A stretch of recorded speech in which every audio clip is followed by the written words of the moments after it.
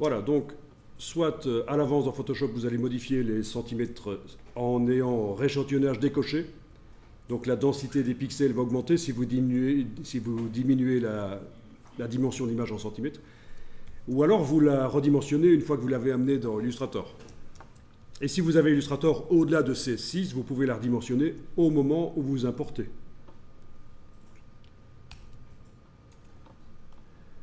Voilà, mais d'une manière ou d'une autre, c'est bien de connaître la qualité de l'image avec laquelle on travaille en fait, hein, quand même.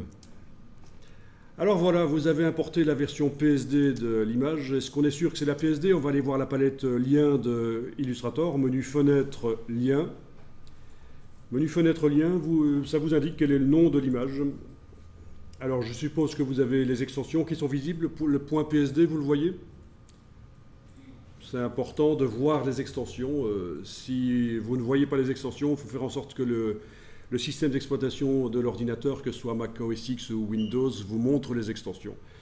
Mais donc voilà, c'est bien la version Photoshop qui est là. Alors on va vectoriser cette image. Donc dans la palette des calques, actuellement, je vois certainement la même chose, le nom de l'image. Donc palette des calques. Quand vous ouvrez le calque, vous allez voir qu'on a un objet, c'est l'image PSD.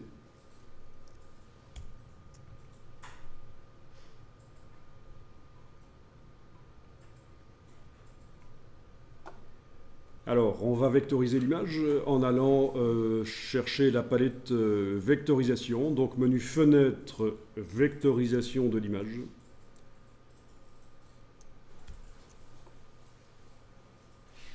Il n'y a personne qui travaille avec des anciennes versions avant CS6. Non, vous êtes tous au moins à CS6 chez vous. Ça va. Parce que la palette de vectorisation de l'image, elle n'existait pas avant. Il fallait aller dans le menu objet vectorisation absolument pour avoir la vectorisation. Alors votre image est sélectionnée, vous allez cocher la case aperçu ou cliquer sur vectoriser, c'est la même chose, ça va démarrer la vectorisation. Alors oui, ça dit que ça risque d'être un peu lent sur l'image qui est grande, mais on va continuer. Ok. On va quand même continuer. Voilà. Et le nom d'image dans la palette des calques s'appelle maintenant vectorisation d'image. Donc ceci est un objet conteneur. L'image est dedans. C'est pour ça qu'on appelle ça une vectorisation dynamique. C'est parce qu'on peut modifier autant de fois qu'on veut.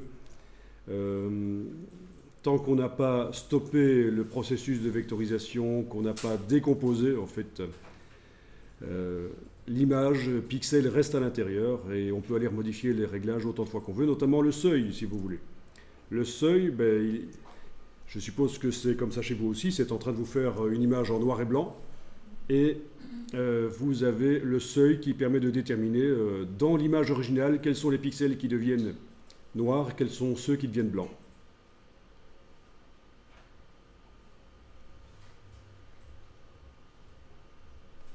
C'est le seuil. Alors bien entendu, une fois que ce sera vectorisé, il sera possible de mettre une autre couleur que le noir, si on veut. Même un dégradé à l'intérieur de la forme. Tout est possible.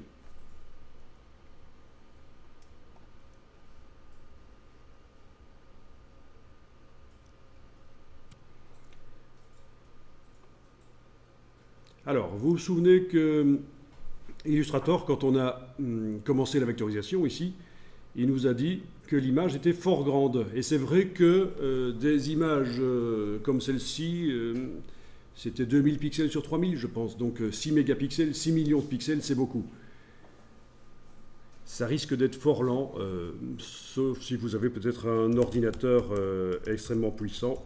Ça existe. Il y a notamment les petites poubelles de table chez Mac. Vous connaissez les poubelles de table? C'est des ordinateurs Mac qui coûtent entre 6 000 et 14 000 euros et qui sont assez performants, mais tout le monde n'a pas ça. Et donc,